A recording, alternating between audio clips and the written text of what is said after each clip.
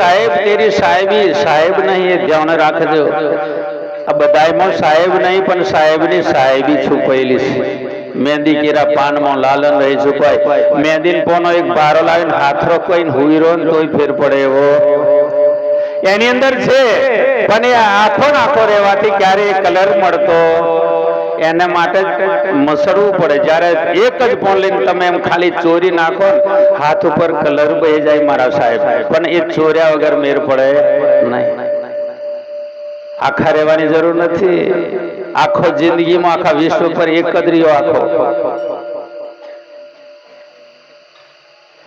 હંમેશા માટે બધું બદલાય આજે કદાચ કૂતરાની જાતિઓની કદાચ કૂતરી જન્મ આપે તો એને ભટુરિયું કહેવાય કે કુરકુરિયું કે મોટું થાય તો એને કૂતરું કે બાજી નોનાન કોઈ કહેતો બકરી વહી હોય એને બકરીનું બચ્ચાને લવારું જ કહેવાય એને બકરી કહેવાય નહીં ગાય વહી એટલે વાછડું જ કહેવાય હાથી વહી એટલે એને મદનિયું જ કહેવાય ઘોડો વહી એટલે એને વછેરું જ કહેવાય મનુષ્ય જ્યારે જાતિમાં જન્મ આપે તો એને છોકરું કહેવાય અને એ જેમ ઉંમર થાય એમ એનું નામ પરિવર્તન થતું જાય છે મારા સાહેબ ધરતી ઉપર એક જ વ્યક્તિ એવો કે જન્મે તોથી આખી જિંદગી આખો રહે એનું નામ છે પાડો બોલીએ સદગુરુ આપણે પાડા જેવા નંબર રહેવાનું પરિવર્તન લેશો તો જ કઈક જીવન પાછળનો પરિવાર પરિવર્તન લેશે જે આજે જન્મ્યો ને એને જન્મ્યો તેદન થી એને પાડો કહેવાય 80 વર્ષ જીવે તો હજી એને પાડા સિવાય બીજું કશું અક્ષર લાગતો નથી એટલે આપણે પાડા જેવું જીવન જતા રહેવાનું નથી જીવનમાં પરિવર્તન લો સમય પ્રમાણે પરિવર્તન લેવાની જરૂર છે કૃષ્ણ ભગવાને કીધું અર્જુન બ્રજ રજમાં મારો વાસ છે કોઈ એવી જગ્યા નથી હોય નહીં એની મુકાઈ પણ એ જોવા માટે આ તારી ચોમડાની ઓછોથી જોઈ શકાય નહીં એના માટે તને દિવ્ય ચક્ષુ આપું છું જ્ઞાન ચક્ષુ જ્યાં સુધી મારું તમારું ગુરુ મારા ત્રીજું નેત્ર નહીં ખોલે ત્યાં સુધી પરમાત્માને જોવો અશક્ય છે બોલીએ સદગુરુ ખોવાઈ જવું પડે હું હટી જાય પછી પ્રગટ થાય એટલે હંમેશા માટે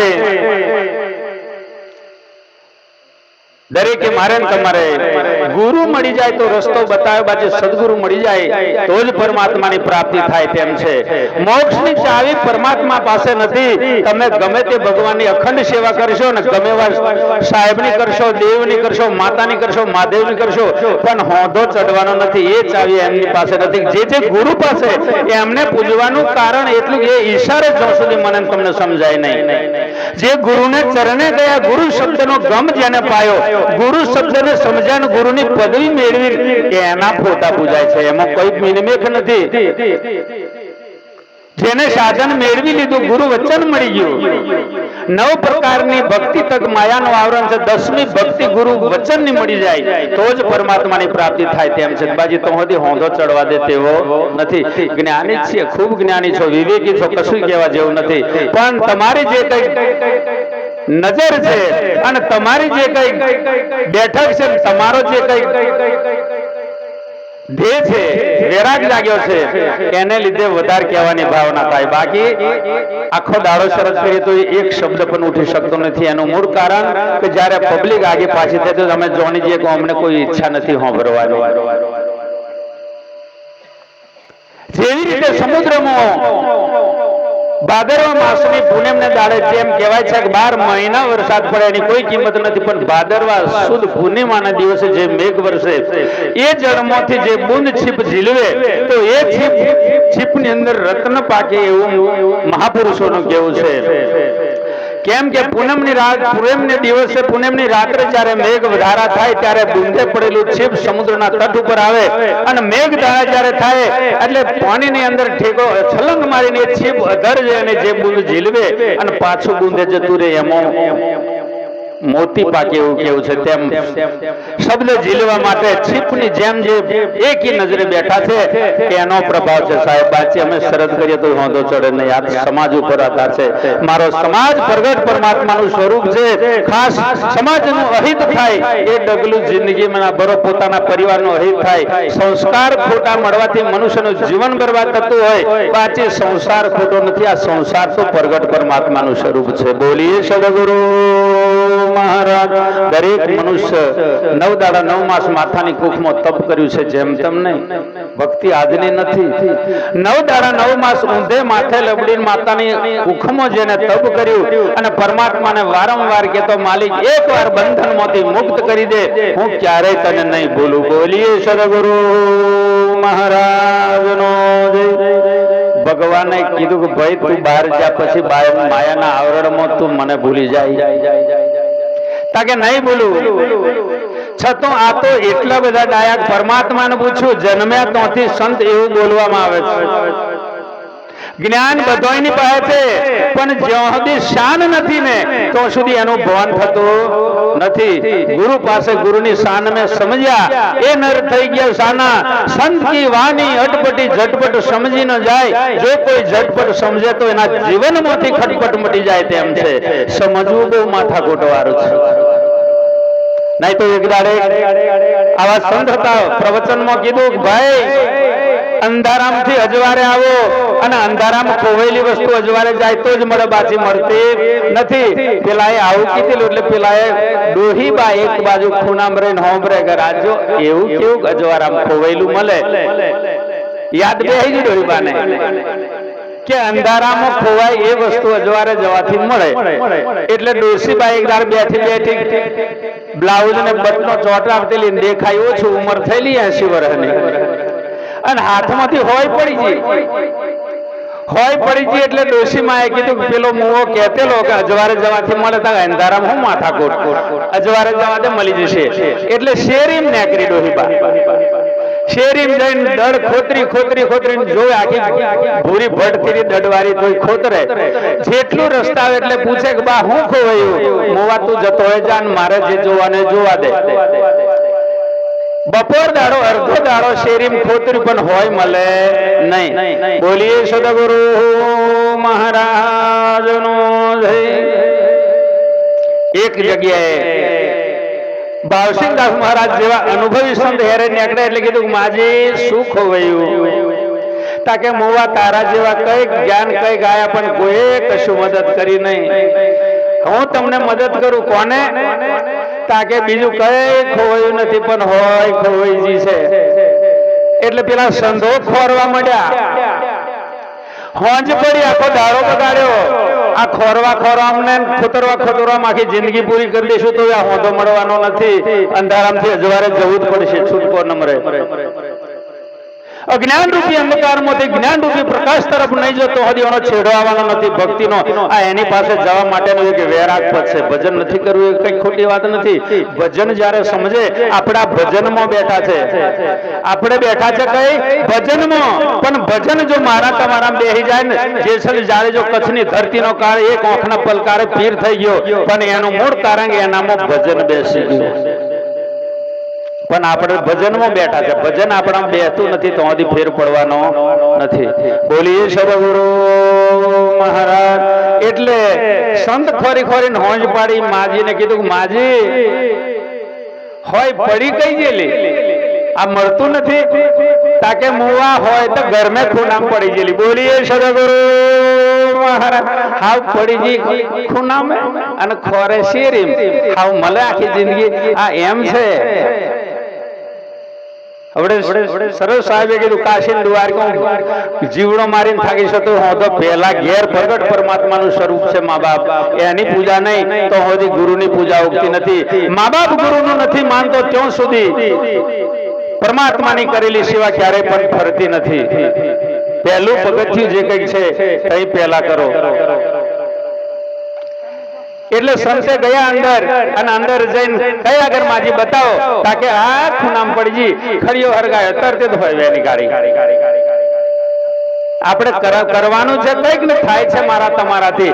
બહુ પૂજે છે મા બાપને, કેમ ગમે આખી સમાજમાં ઘડાઈને ભૂલ થઈને પછી અહીં બેઠા છીએ.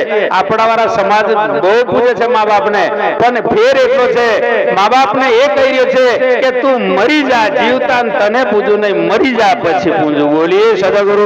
એક જાડા આશીર્વાદ આલે એમ છે. જીવતે છે કરલે પેછા ને મુવા પછી બે રોંડ્યા પછી ડાયપર ન કોમે. મારી માતાઓને નમ્ર વિનંતી, જ્યાં સુધી સ્ત્રી માટે ઘરનો ઉંબરો અને ઘરમાં જો માવતર હોય, મા બાપ, ઘરનો ઉંબરો અને પોતાનો પતિ એ જ એના માટે પરમાત્મા છે. બાજી અખંડ દીવા બારીને દશામાનો વ્રત કરજો. કોઈ વ્રત કરતી હોય માફ કરજો. બાજી માથાકૂટ સ્વયં જગતની જગદંબા, આખા જગતને જન્મ આપનારી, સાધુ સંત ફકીર અને નવદાડાનો માસ કુખમાં રાખનારી નારી, એ કોને પૂજે? ઘરનો ઉંબરો, પોતાનો પતિ, બે જ વસ્તુ પૂજજો, પછી ગુરુ પાસે જજો. બાકી એકે સેવા ઉગેવી નથી. જે કરવાનું તે કરો.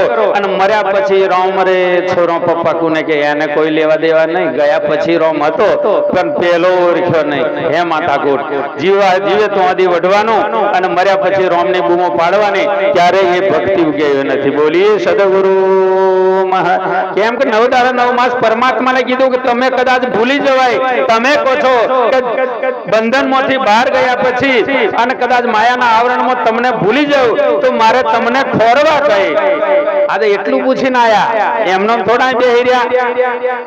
એટલું પૂછીને આયા હું તમે કે પરમાત્મા આ બંધનમાંથી મુક્ત કર, અને તમે કહો છો કે બહાર ગયા પછી બહારનું માયાના આવરણથી આ ભૂલી જવાય, તો મેં કદાચ ભૂલી જાઉં તમને તો મારે તમને ખોરવા કહી. બોલીએ સદગુરુ.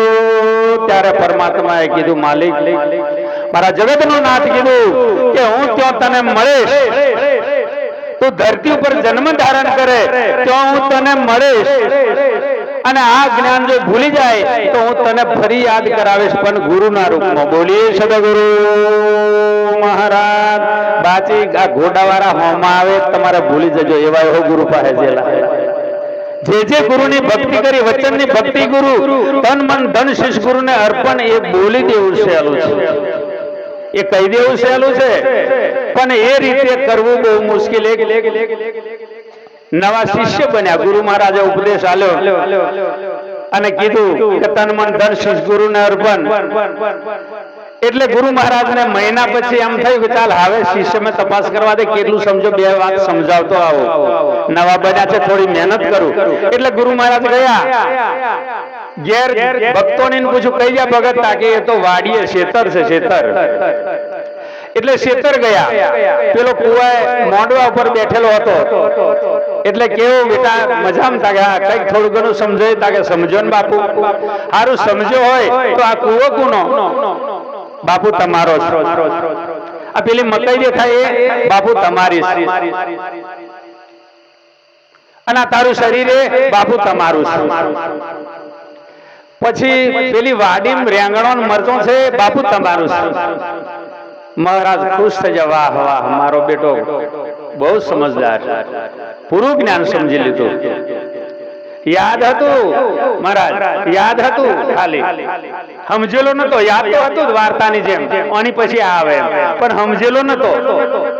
ગુરુ મહારાજ બીજા ગામેથી પરત આવ્યા એટલે મહારાજને ભાવ થઈ ગયો, મારો બેટો બહુ ભાવિક છે, ચાલો હેરીને સરકવા દે, ધોણાન મરચોન એવું છે તો થોડુંક લેતો જવા દે. એટલે પેલો મોંડવે હતો ને પેલા મહારાજે ધોણાના છોડ 2 ફોહ્યા ને, પેલે બૂમ પાડી, એ મહારાજ શું કરો બાપુ? તાકે આ ઘેર લેતો જમ 2 ધોણાના છોડવાન થોડોક મરચો, એ જઈ ઉપાડ્યા તઈ મેલ દો પાછા. એ જઈ ઉપાડ્યા તઈ મેલો. તાકે કેમ બેટા તું બધું તમારું એમ કે એ તો કહેવાનું હોય કે એ તો તન મન ધન શીશ ગુરુને અર્પણ. ધોનાથી કીધા નતા, એ કેમ લો? હા શું કરવાનું, માથાકૂટ વાળું છે. એટલે સમજે ન વગર સુખ નથી મારા સંતો. સમજશો બને એટલી મહેનત કરો. કેમ કે પેલા ગમે તે અવરું ડગલું ભરતા પેલા ગુરુને જ્ઞાન યાદ કરો. ખરેખર મેં રાહ પર ચાલુ કે રાહ પરથી નીચો છું. અને એટલા માટે કીધું છે. અને અમારો તો એવો ભાવ નથી, અમારો તો એ ભાવ છે, આ શિષ્યનો ભાવ નથી. અને જે જગ્યાએ ગુરુ ગુરુ નથી તો શિષ્ય નથી તો અટક પોકારેલા છે, તો એ પ્રમાણમાં આપણે રહેવાની જરૂર છે. બસ મારો તો એવો ભાવ છે કે જે શિષ્ય છે એ જ અમારો આત્મા છે. બોલીએ સદગુરુ મહારાજનો જય. બસ એ લાગણી, એ વેગણીથી કહીએ છીએ.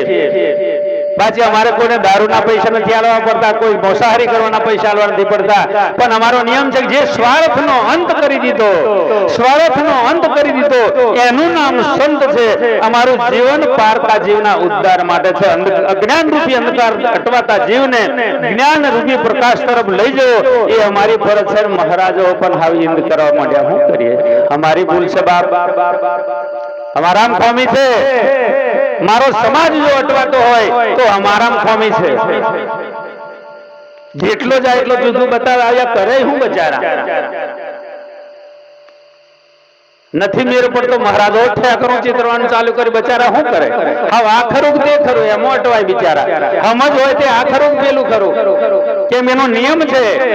મનુષ્યને જ્યાં સુધી વિવેક ના આવે ત્યાં સુધી મન ડામાડોળ રહે, આમ તેમ દોડી જાય. કોકનો શબ્દ સાંભળે એટલે મન તે જગ્યા ઉપર કામ કરવા લાગી જાય.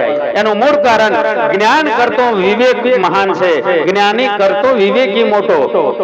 વિવેક એ જ્ઞાન પ્રાપ્તિનું મહત્વનું અંગ. જેમ જીવનમાં જોવા માટે આંખ છે ને એ રીતનો વિવેક જે વસ્તુ છે એ જ્ઞાનની પ્રાપ્તિ માટેનું મહત્વનું અંગ છે. એટલે ગણેશને કહું છું, બ્રહ્મમુખીથી ગુરુ મહારાજ મળ્યા પછી ગુરુમુખી બનાયા, અને ગુરુમુખીથી અંતર્મુખી બનવું એ અમારી પાસે નથી, એ તમારા પાસે છે.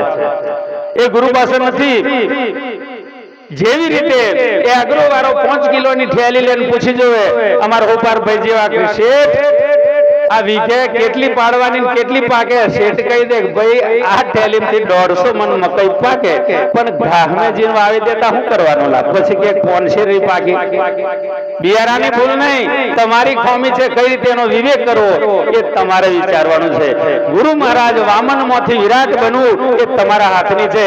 ગુરુ એક શબ્દ કોડી નો કે, એક વચન માંથી પરમાત્મા તક પહોંચવું એ ભક્તિનું બીજ રોપ્યું, એ ભક્તિના બીજ માંથી વૃક્ષ બનાવવું અને અમર ફળ તક પહોંચવું એ તમારા હાથની વાતો છે. બોલીએ સદગુરુ મહારાજનો જય, સત્ય સનાતન ધર્મનો જય.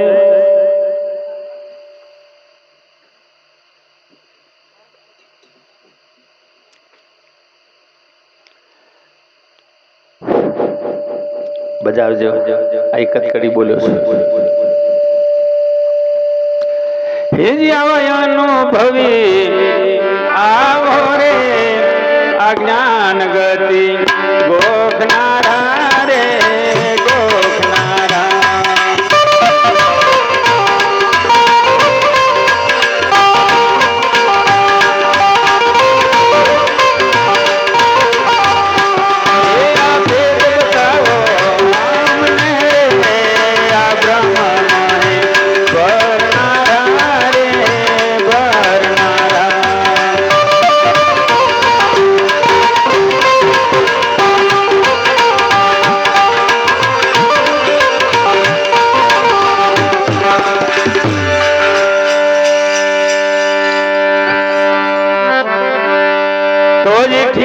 ठीक करी ठेकानो बताओ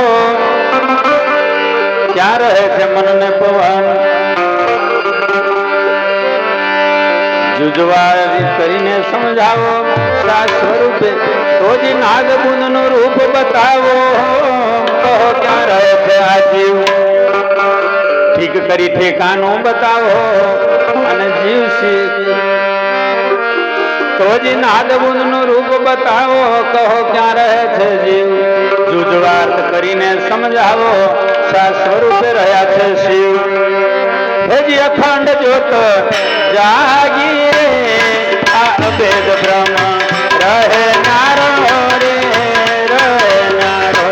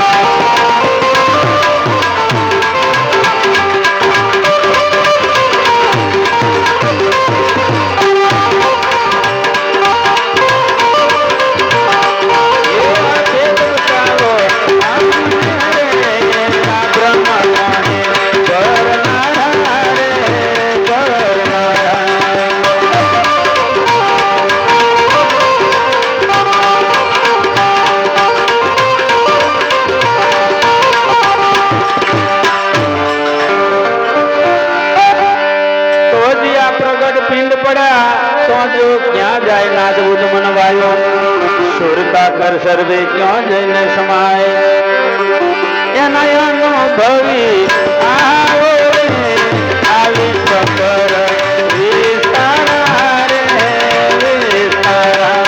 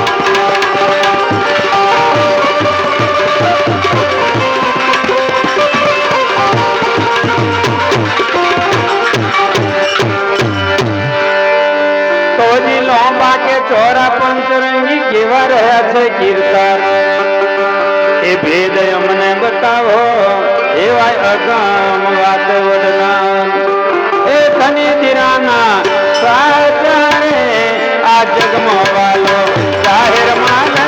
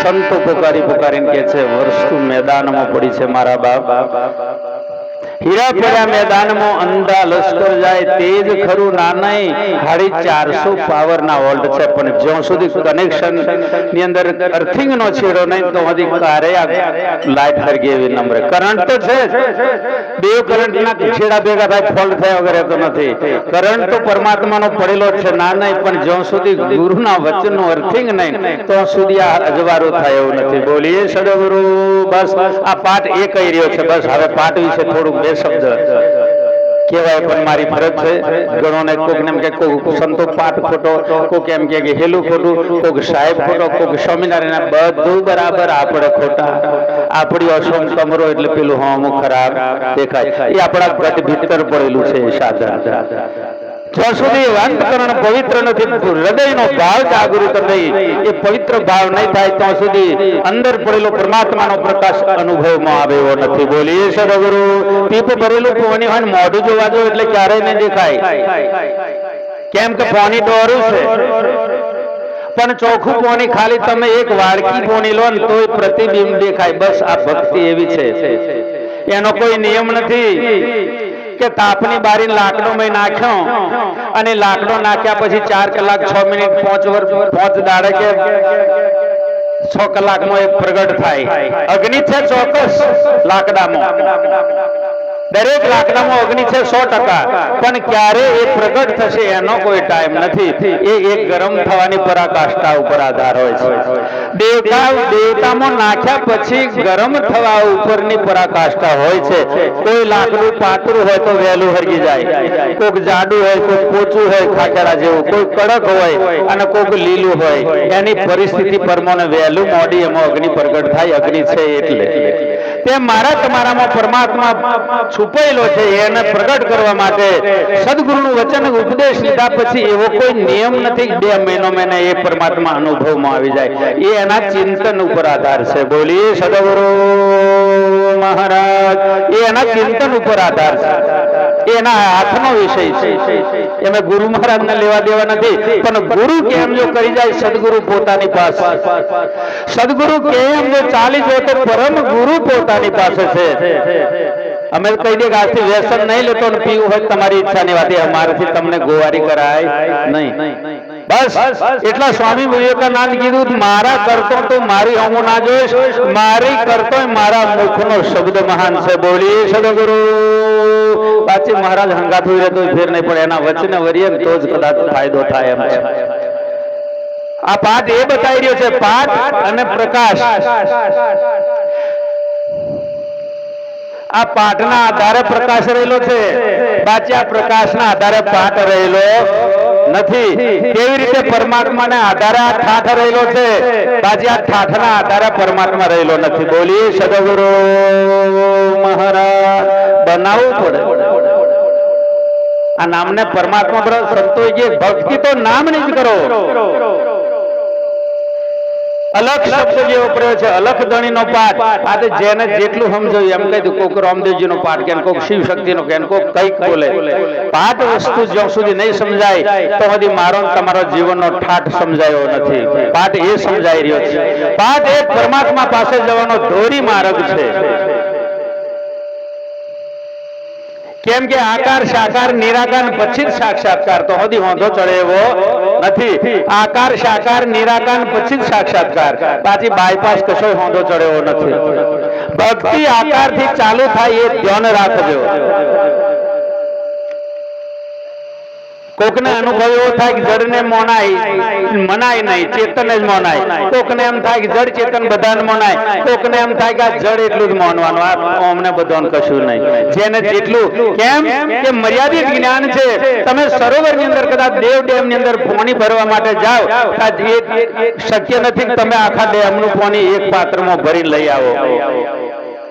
કદાચ ઘડો લઈ જાય તો ઘડા જેટલું, લોટો લઈ જાય લોટા જેવું પાત્ર હોય એટલું જ પાણી અંદર આવે. તેવી જ રીતે મારા તમારામાં ગુરુ મેકમ જ્ઞાનનો ભંડાર કહી દીધો હોય, પણ જેટલું તમારી મારી પાસે આકરણ છે એટલું જ જ્ઞાન ટકી શકે. બોલીએ સદગુરુ મહારાજ.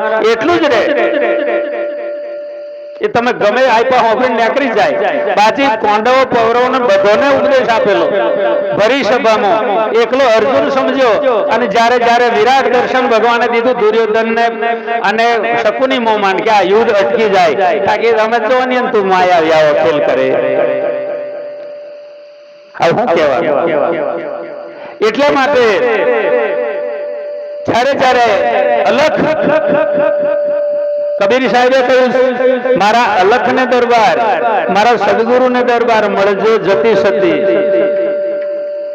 ખેતર બગાડ્યું ખરસલે, સભા બગાડી કુડા લોટ, ભક્તિ બગાડી લોભી લાલ જોઈએ.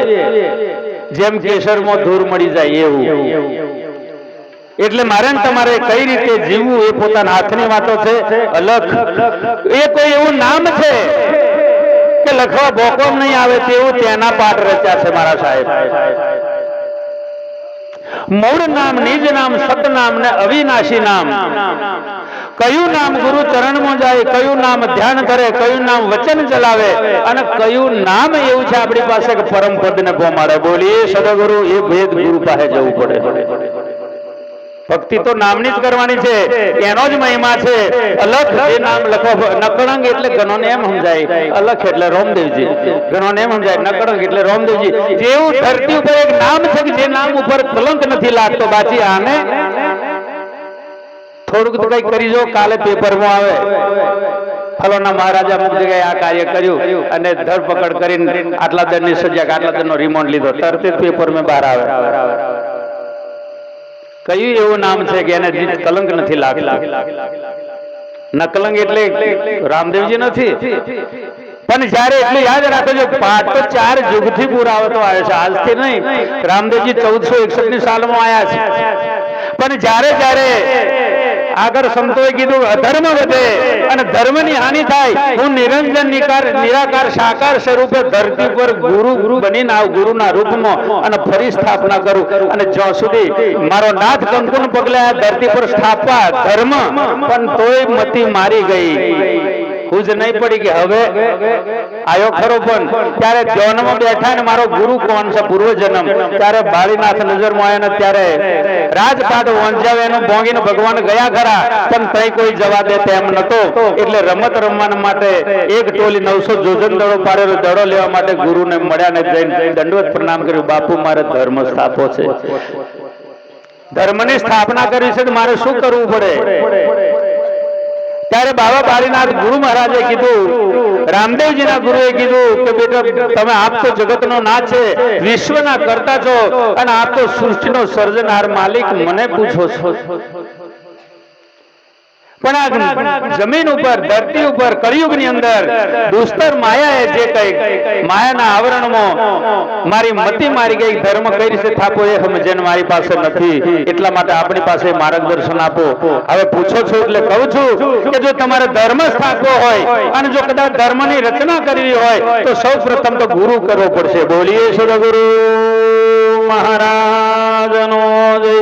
ત્યારે રામદેવજી બાળીનાથને ગુરુ કર્યા પછી પૂછું કે હવે આગળ સમજાવો. ત્યારે કીધું કે જા, ધરતી ઉપર 12 બીજ છે, 12 બીજ આવ્યા, 12 મહિનોની બીજો પારે. શુદ્ધ બીજ એટલે રામદેવજી ને 12 બીજ ભેગો કરવા માટે માલાજારમાં પાઠ પૂરવા માટે જયારે બાબા બાળીનાથે કીધું કે રામદેવજીને 3 બીજ સ્વયં પરમાત્મા તમે લાવજો. 3 બીજ બાબા બાળીનાથ લાવશે, 3 બીજ સૂર્યના રથમાંથી ગરુડજી લાવશે, અને 3 બીજ નાગલોકમાંથી નારદજી લાવશે. 12 બીજ ભેગો કરી 4 તારી 12, એ 12 બીજ ભેગો કરજો. અને પછી માલાજારમાં રામદેવજી અને બાબા બાળીનાથે ડાલીબેન તમારને ત્યાં જો કદાચ પાઠ પ્રકાશનું પાઠનું મંડાણ રાખીને ધરતી ઉપર ફરી સ્થાપના જ્યોતની કરીને એટલે પાઠ રામદેવજીનો છે. બોલીએ સદગુરુ મારો નાથ કંકુને પગલે પધાર્યો તો હોંધો ચડ્યો નહોતો. એટલે એ વાત સચોટ છે. એટલે દરેક સંતો માતાઓને કહું છું કે આપણે ટેન્શન લેવાની જરૂર નથી. કેમ કે અધર્મની હાનિ થાય ત્યારે પરમાત્મા મારીને તમારી વાર કરવા, આ ધર્મને બચાવવા માટે સ્વયં મને તમને નથી, એટલી ચિંતા મારા નાથને છે. એટલે કશું ટેન્શન લેવાની જરૂર નથી ને આપણે જે કઈ કરતા વચનની ભક્તિ કરજો. બોલીએ સદગુરુ મહારાજનો જય. સત્ય સનાતન ધર્મનો જય. હવે એક વાણી બોલવાનો તો ઘણો ભાવ છે, આગળ પણ બાકી છે.